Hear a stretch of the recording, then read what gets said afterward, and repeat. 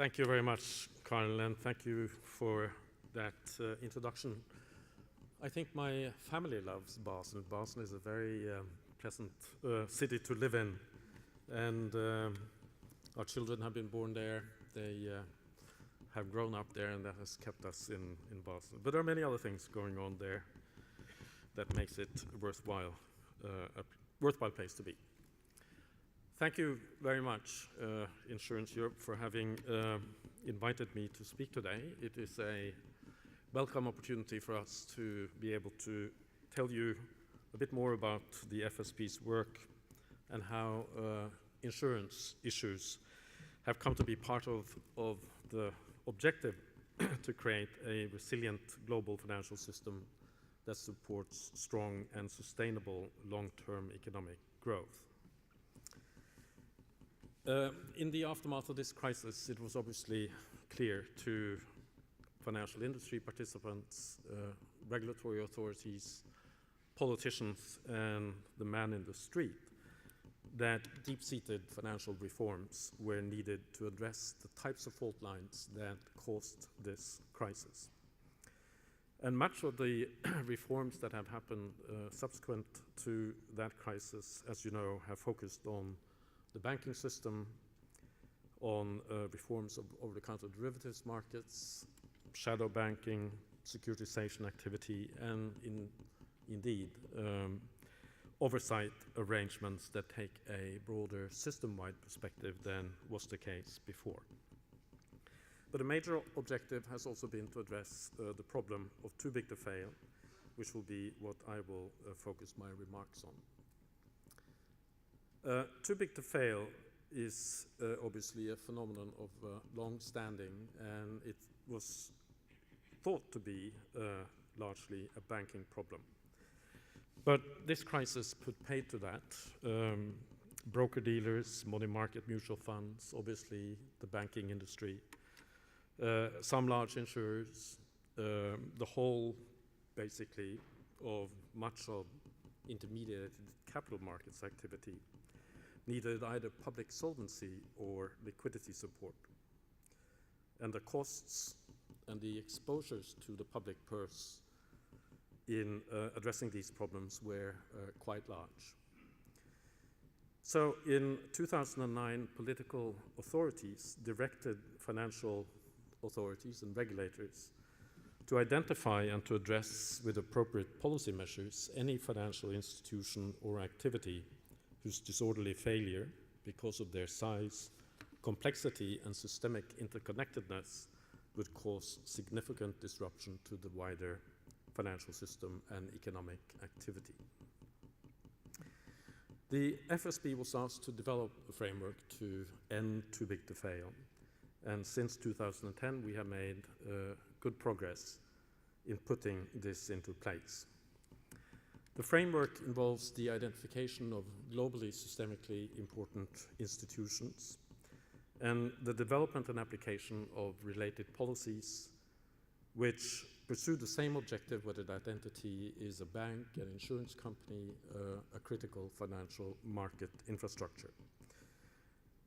The policy measures are designed to put greater protections in place where the systemic impact of failure is the greatest and where disorderly failure could put the wider system at risk.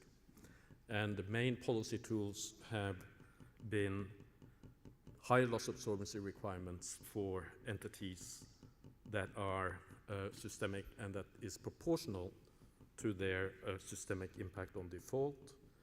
Secondly, resolvability requirements that ensure that failing systemic entities can be resolved in an orderly manner without the use of public funds. And last, more effective and coordinated supervision of globally systemic entities. This framework, as I said, is being developed and applied generally, and I think one should think of this as a looking under the hood, kicking the tires type exercise, and it's, for your information, it is in the process of being applied to asset managers, finance companies, and others. And there is no foregone conclusion that there are systemic entities in these areas, and there are no foregone conclusions either about the policies, specific policies, that would be appropriate to those types of sectors. But the orientation is the same. It is well recognized in the FSB and financial authorities generally that well-managed traditional insurance, liability-driven, long investment horizons, uncorrelated with the business and the financial cycle, is a fundamental source of resilience for the broader financial system and for economic activity. But insurance groups also engage in non-traditional and non-insurance activities, sometimes in significant volume. And even where these do not reach the scale of AIG before the crisis, they can have adverse implications for the insurer's solvency, liquidity, and for counterparties in the financial system if problems arise. The crisis also showed that, or how particular insurance market activity may in aggregate affect systemic stability. We saw with monoliners that that market could amplify shocks when a sector or a subsector of insurance is excessively concentrated and or undercapitalized. In many cases, these non-traditional, non-insurance activities have not been adequately covered by insurance prudential frameworks. They also pose challenges for capture under accounting rules, and as a result, the associated risks were not adequately disclosed to the public and investors, or indeed to insurance supervisors with an interest in the group. To identify globally systemic insurers, GSIIs as we call them, an assessment methodology was developed by insurance supervisors in the IAIS. The methodology, which was informed by substantive interactions with the insurance industry, was subsequently endorsed by the FSB, and as you know, 9 GSIs have been identified using that methodology. The methodology focuses predominantly on NT&I activities, as well as on other sources of interconnectedness with the rest of the financial system. It is not a piece of mathematical science. Its application requires careful judgment of senior supervisors and regulators, and indeed, having watched this process, that I can testify that that judgment has been careful indeed. As with the methodology, the policy measures that are being developed to apply to GSIs have also relied on insurance supervisory expertise, ensuring that the policy measures are tailored to the specificities of the insurance business model. The basic capital requirement that is now under development as a basis for computing higher loss absorbency recognizes these specificities. It will not discourage traditional insurance activities, but it will disincentivize insurance groups from developing in scale non-traditional activities that have demonstrated inherent vulnerabilities and that are the considered target of regulatory measures in other sectors. The policy response is also designed to support more consistent supervisory oversight of global insurance groups. Yours is a globalizing industry, and robust minimum international prudential standards are needed for the internationally active part of the insurance sector. The IAS's work to develop a sound capital and supervisory framework for internationally active insurance group is therefore something that is strongly supported by the FSB. Now, orderly resolution is a critical element of addressing too big to fail. And G20 jurisdictions have agreed that any domestically incorporated financial institution that could be systemically significant or critical if it fails to provide its functions to the economy or the financial system, should be subject to a resolution regime that corresponds to the key attributes of effective resolution regimes which the FSB set out in 2011. The key attributes is a high-level standard that covers all financial sectors, banks, insurers, and financial market infrastructure. They do contain sector-specific resolution policies, runoff, portfolio transfers, for example, as is common in insurance failures. We recognize that sector-specific guidance needs to be further articulated, and we set out last year a consultation package that sought feedback on implementation guidance for insurance and financial market infrastructure and asset management companies. This consultation recognized insurance-specific issues. For example, the nature of insurers' liabilities, obviously very different, the lower susceptibility to runs compared with banks, the lesser involvement in much financial market infrastructure. While the conventional tools of portfolio transfer and runoff will likely be suitable for many types of insurance failures, the FSB membership is skeptical that it will be possible to rely on these tools in all circumstances.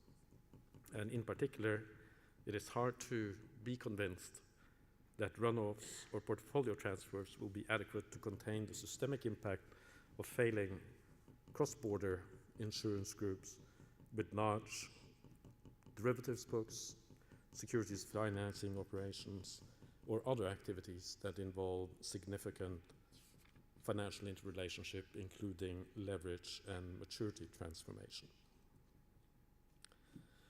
The guidance is now being finalized in the light of the responses that we received to the consultation, and we will publish the resolution annex sometime later this year. In addition to this, the key attributes require resolution planning for globally systemic entities, and the GSIIs have now started the process of forming crisis management groups or the relevant authorities in which these groups have material operations and have begun the resolution, recovery and resolution planning process. Resolution planning in the FSB's SIFI framework ends with a resolvability assessment undertaken by senior people in cross-border crisis management groups, and has the consequence that if that resolvability assessment is not one that has a positive outcome, it will have consequences for things like structure of organization of financial groups. The FSB and the G20 have committed to substantially complete the main outstanding elements of these reforms for addressing too big to fail by the summit of the G20 in Brisbane in November. This includes, most importantly, a proposal for globally systemically important banks to have enough going concern loss-absorbing capacity. In other words, enough resources to absorb costs in resolution and sustain their critical economic functions. As this comes on stream, it will be a fact of life that holders of bank debt, including insurance companies, should have no expectation of taxpayer bailout sparing their losses. We are also working intensely to deliver a framework for the cross-border recognition of resolution actions, which is obviously a critical element in addressing globally operating groups. And this will no doubt have implications for insurance resolution as well in the future. So, coming to the end of my remarks, I hope I have left you with a sense, first of all, that there is, and this will not change, a different level of attention to the fact that systemic risk is a real phenomenon in our financial system. It's costly and it will be addressed. Second, the policy responses that people have ended with in this regard have placed greater protection where the systemic footprint, systemic impact on default is the greatest, and ensuring that systemic entities and activities can be resolved without discontinuity of critical economic functions and without public solvency support. I also hope I left you that with the message that the policy responses are targeted to sectoral characteristics. This is not a bank-led or banking regulator-led endeavor.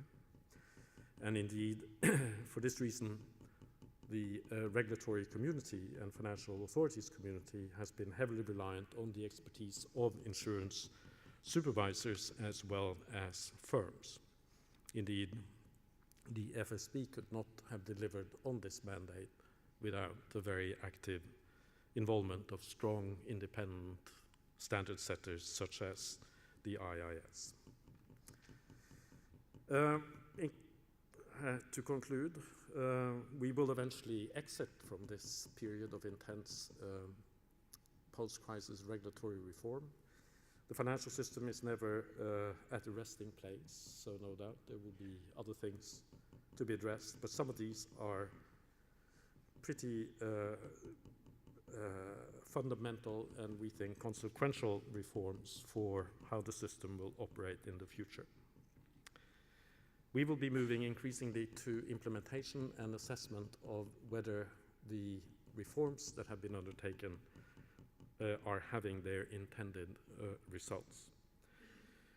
One of the lessons of this crisis is that we need to have a regulatory approach that is regularly reviewed and adjusted to take account of evolving financial conditions, of product innovation and changing market conditions, and that we are ready to amend the regulations and reforms where these have either material unintended consequences or simply have missed the mark.